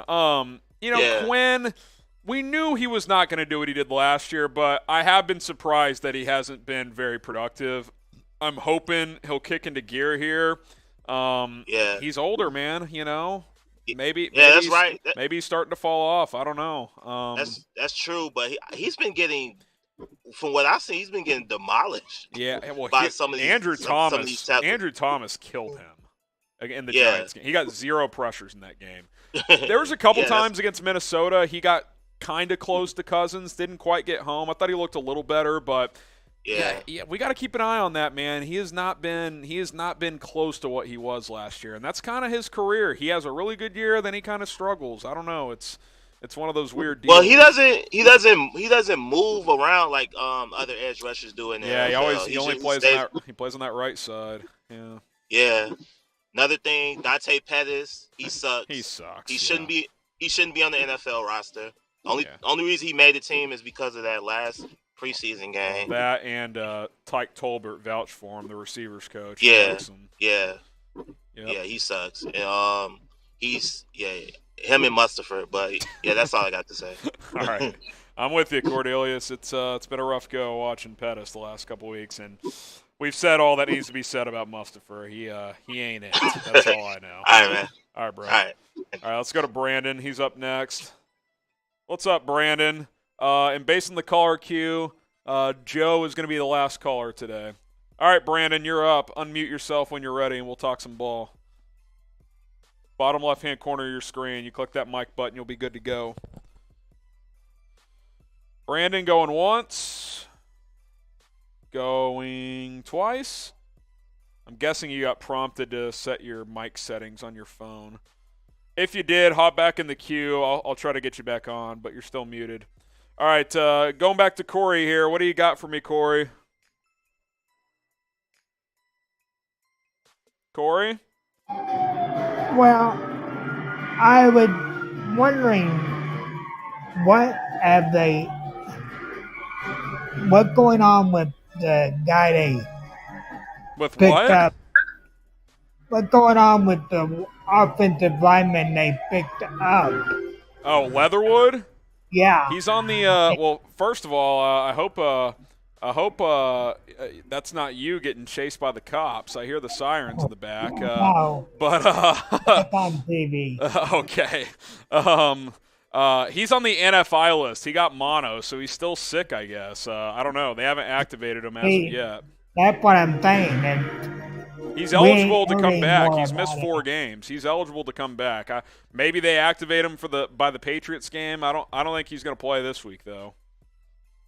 Oh, I'm not worried about this week. I'm worried about Patriots and on. Yeah. On. I'd like to see him get back in the mix though. I'm kind of thinking maybe he could take over for left Mustafa put Patrick at center, and then Leatherwood at left guard. Maybe. Yeah. He played left tackle at Alabama, and, you slide him inside at left guard. Maybe that's his best fit in the NFL. Could be the case. Could be the case. All right, let's go to Derek. Thank you, Corey. What's up, Derek?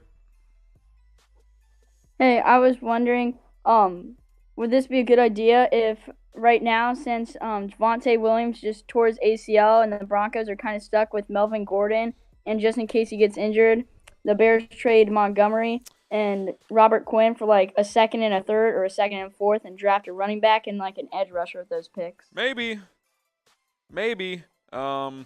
I only think Denver's doing that if they start playing better, though. I don't think they're going to start being trade deadline buyers if they keep losing these games. So if Denver's going to be a team that emerges for assets, they got to start winning. It's been pretty ugly for Nathaniel Hackett and Russell Wilson early on.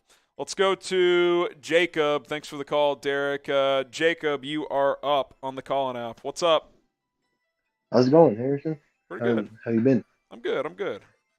Good.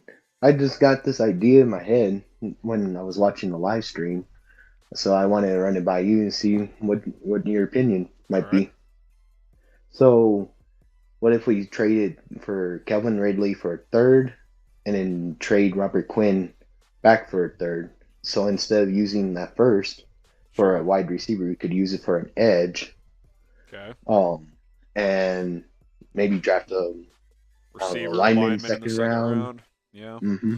Possibly. And maybe stockpile a couple picks later. I don't know what Ridley's trade value is going to be. Like, what is Atlanta going to want? Because he will have almost not played for 2 years. So I don't think – maybe I'm wrong. I don't think he's going to get a first because he hasn't played in that long. But I could see them wanting a second.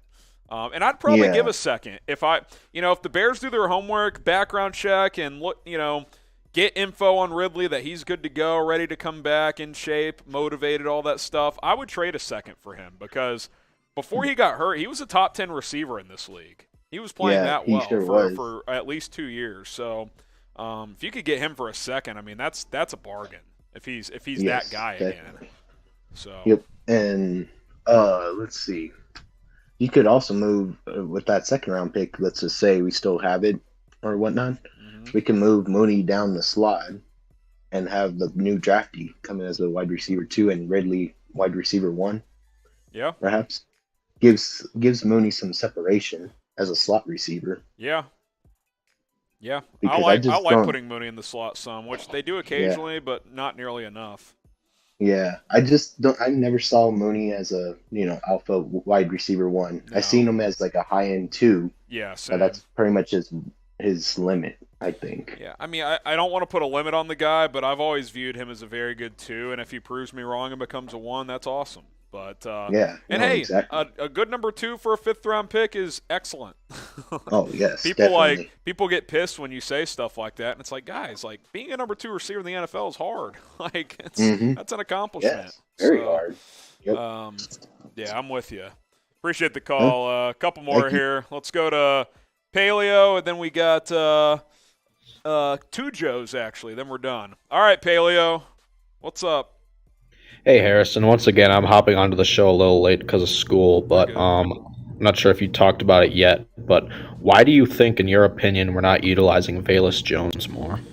I think there's a couple reasons. One, he just hasn't had a ton of practice reps, and I think this regime has shown that they value what you do in practice, and he just hasn't had that many practices. So I think that's part of it. 2, this could be more of a guess. Maybe they don't view him as like a pure receiver at this point in time and that they only want to give him gadget snaps. But what I would counter with is a couple things. One, Pettis isn't getting it done. His snaps need to go down. That's number 1. Smith-Marset actually looked okay on the catch, but then he just makes a boneheaded play. But he's a fringe guy in the NFL for a reason. So I would counter with, okay, even if you don't think he's a pure route running technician guy, like he can't be worse than those guys. I would also counter with like, hey, even if he is a gadget guy, you can play him more than 3 snaps. Like, good gadget players play way more than 3 snaps. So I'm hoping this week he gets more run. Really, next week too. I know, we don't want to wait any longer, but this is a short week, so I don't know how much he'll get ramped up. But you got a mini bye week after this. For Monday Night Football against the Patriots, he needs to be playing 20, 30, 35 snaps. Like, let's get him going, because I'm with you. You spent a third-round pick on this guy, and he's playing 3 snaps on offense, which, by the way, he scored a touchdown on one of those. Like, get this guy the ball.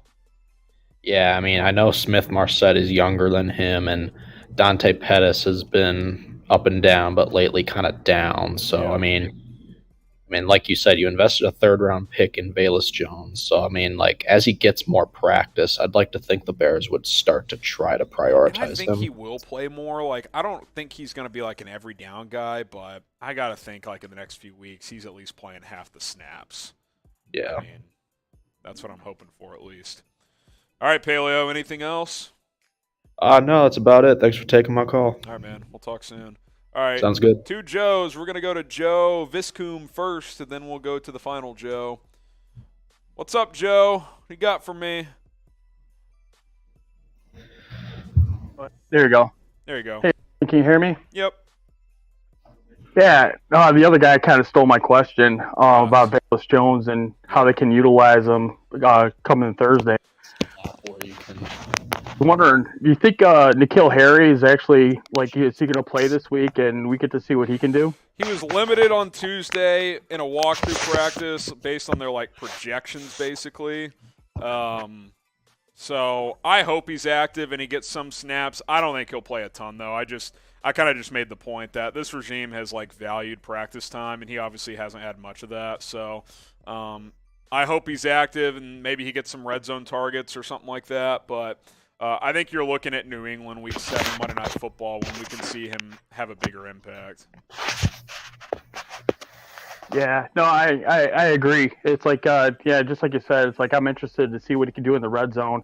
Not only that, he'd be a great bailout player for Justin Fields. Yeah, like one of those, oh yeah, definitely. It makes it, it's like we've seen back in the day with, not really that back in the day, but with Brandon Marshall and Alshon Jeffrey, it's like, see guys like that back. I mean, it really does help your quarterback.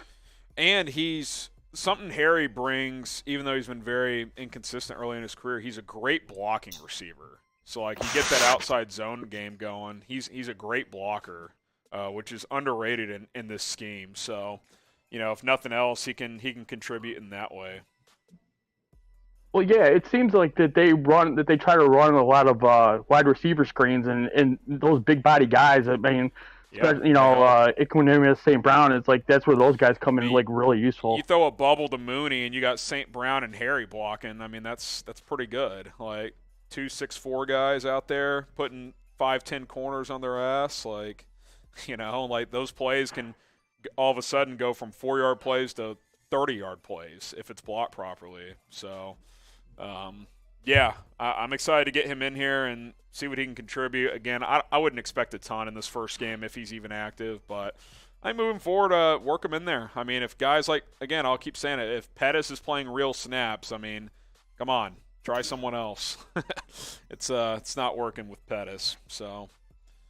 Yeah, we need other options. I hear you. I'm with you. All right, Joe. We'll go to the other Joe. All right, thanks for taking my for taking my call. You bet. Joe B. I hear you, Joe B. Oh, he hung up. Joe B. Well, we got someone else in there. We'll go to Shardai. Is that right? Shardai? Yeah. Harrison, I really love your show on Chat Sports. You do a really great job covering the Chicago Bears. You do a really fantastic job. You have a lot of analysis on the team. I'm very amazed how much you know about this team and how much you can give your background, basis on how this team is performing this year. But what are your thoughts on the Commanders versus the Bears game? You think it's going to be a close game, and how many yards do you think Justin Fields is going to throw for? I'm hoping he tops 208, which is the season high. Maybe we go 225 this week. We'll see. Vegas projects a close game. Bears are 1-point favorites. I think the Bears could pull away in this game, though. If they start faster, because we know they make the halftime adjustments, but if they start faster, this is a game where they could win by double figures. I don't know if they will, but home teams in Thursday night football games typically have the advantage historically. Washington is reeling right now. They're 1-4. Carson Wentz is struggling. So, yeah, I'm hopeful that the Bears play their best game yet and pull away in this one. So what are your thoughts on head coach Matt Eberflus, and how well do you think he's been doing managing the Chicago Bears team? And do you think how many more years do you think he's going to stay with the team? Well, I would just be guessing on the second part of that question, but I think overall he's doing a solid job with the limited talent he has. He's a great halftime adjustments coach, which I really like. Now, I think this staff has to do a better job of adjusting on the fly in between series, et cetera. It seems like this team really doesn't make those adjustments until halftime, but I think he's kind of coming into his own. He was more aggressive against Minnesota. You saw the onside kick, the 2-point conversion. I like that stuff. He's still learning too. He's coached 5 games as a head coach in this league. I think so far I like what I've seen from Matt Eberflus. So he's just got to continue to grow, just like the rest of these guys do. So we'll see how it goes. What were your thoughts they fired I believe they fired the Carolina Panthers head coach. Yep. What were your thoughts on the firing? I'm not surprised. Matt Rule has really struggled. I always viewed him more as a college head coach. I think he'll be a college head coach next year. And now we wait and see if the Panthers trade any of their players. Maybe the Bears get in on that. We'll see. Everybody's looking forward to that when they fired Matt Rule. Everybody's looking forward to that. Which, if he's not going to be coaching in the NFL, which college football franchise would you love to see Matt Rule coach for? I'd like to see him go to Nebraska, see if he can bring them back. See if that works. And about Josh McDaniels, do you think that final question here? I gotta move on after this. The Raiders are not having a really great season. They're 1-4. Do you think that Josh McDaniels could go to coach for Stanford? That's a random question. If he gets fired, he'll probably go back to the Patriots to be their OC. All right, thanks for the call, John Upshaw. You get the final word. Tony, I got to get off after this. Sorry about that. Can you hear me? We're finishing with John. I hear you, John. Hey, Harrison. How you doing, man? I'm good. So, a couple of questions. The first one, I guess, I don't know if I've missed it or not, but what would you say would be your ideal trade for the Bears to do midseason? Ideal trade? If you can get DJ Moore for less than a first-round pick, I would do that. That would be my ideal trade. I wouldn't give up a first for him, I don't think, especially because the Bears could be picking in the top 5 or 10. Hopefully not top 5, but potentially top 10. And I think that's a little too rich for DJ Moore. But if you can get him for less than a first, I'm in. My next question is seeing the performance of, I think his name is Jalen Jones. Jalen Jones. This past weekend. Would you be interested of seeing what the Lamar Jackson 2.0 could do for the Bears defense? Jalen Jones has had his moments. He certainly struggled this week, but I got to think if they're playing him over Lamar Jackson, then he's the better option. But with Jalen Johnson coming back, it's kind of a moot point because you're going to go Jalen Johnson, Kendall Vildor, who's playing better, and Kyler Gordon. So. But sure, if someone gets hurt again, you could try Lamar Jackson. I don't know how much of a difference it'll be, but it could be a possibility, I suppose. All right, and last question. So let's say, hypothetically, the Bears end up with a top 10 pick for next year's draft. Who is at the top of the list for you, like the top 3 people on the list that you would want them to draft? If top 10, it's hard to say. If they go receiver, I like Jackson Smith and Jigba. I like Quentin Johnson. I like Jordan Addison. It's not the best offensive line class. The kid from Northwestern, I forget his name, but he could be an option.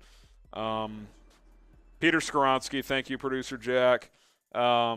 those are a few names. I'm going to dive more into the draft as we get closer to the offseason. I'll have a better list for you, but I do know the receiver class pretty well. So if this team goes receiver, those are a few names that they could target. Yeah, I think Marvin Harrison Jr. is kind of creeping up on that list. He's not eligible.